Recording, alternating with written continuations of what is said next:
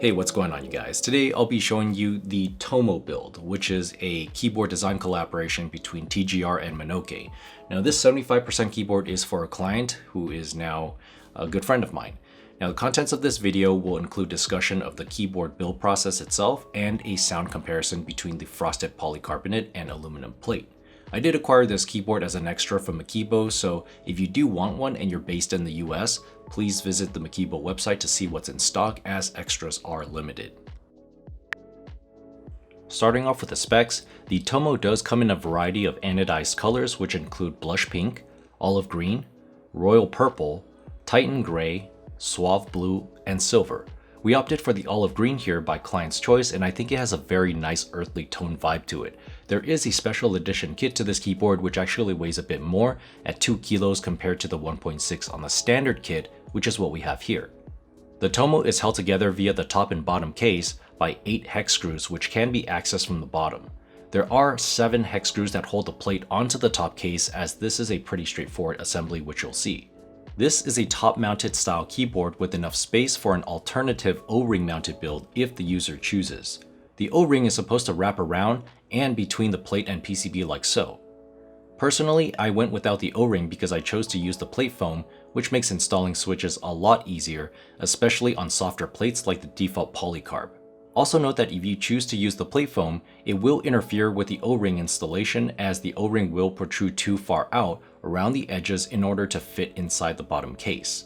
Sound-wise, I personally didn't notice a huge difference between using the plate foam and without, so I opted to lean towards using it as it yields a much easier switch installation process.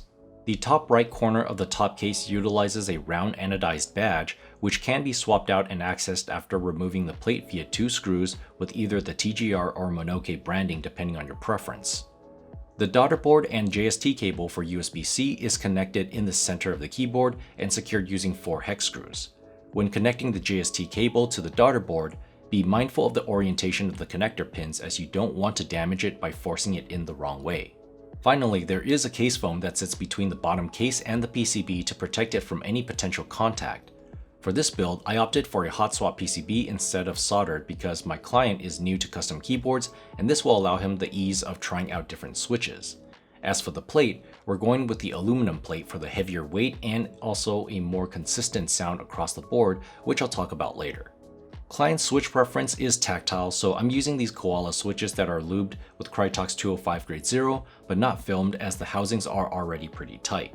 Stabilizers, I'm using clear Durock V2, and the PCB is also Band-Aid modded to prevent any potential ticking. Here are the sound tests.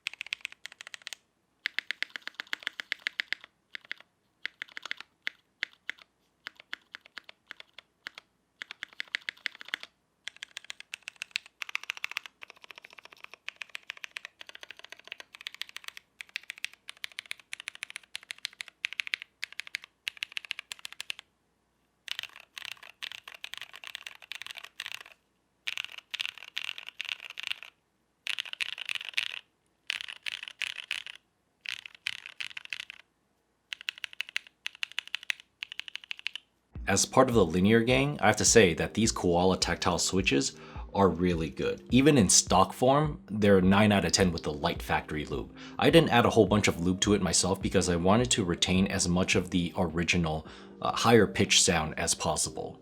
One thing I will say now is I actually want to do a tactile build in one of my next personal keyboards because of this Tomo build. Now, the only thing I would do differently is that I would use a linear switch in the spacebar only, because a tactile switch for spacebar feels a bit sticky to me. Observing closely, you can see from the nature of tactile switches, the stem hits the leaf on the return stroke with a bump. This is not as prominent on shorter keycaps, not even in the shift key and the enter or the backspace. It's only the spacebar where the effect is enhanced due to its much longer length with stabilizer stems held farther out on each side. Even the sound of this tangerine linear switch sounds cleaner under the spacebar.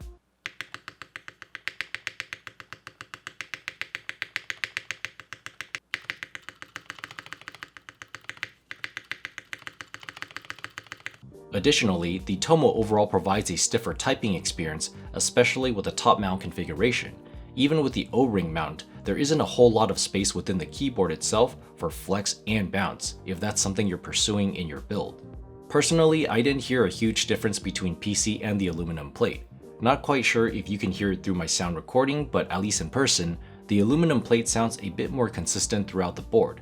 In terms of typing feel, both are equally stiff in this board, regardless of mounting style in my opinion. Alright, that's all I have for this. I do have the Geonworks Frog TKL and Mode Sonnet videos in the works right now, so please stay tuned for that. If you have any questions or comments about my Tomo build here, drop them down below. So as always, thank you so much for watching, and I'll catch you in the next one. Peace.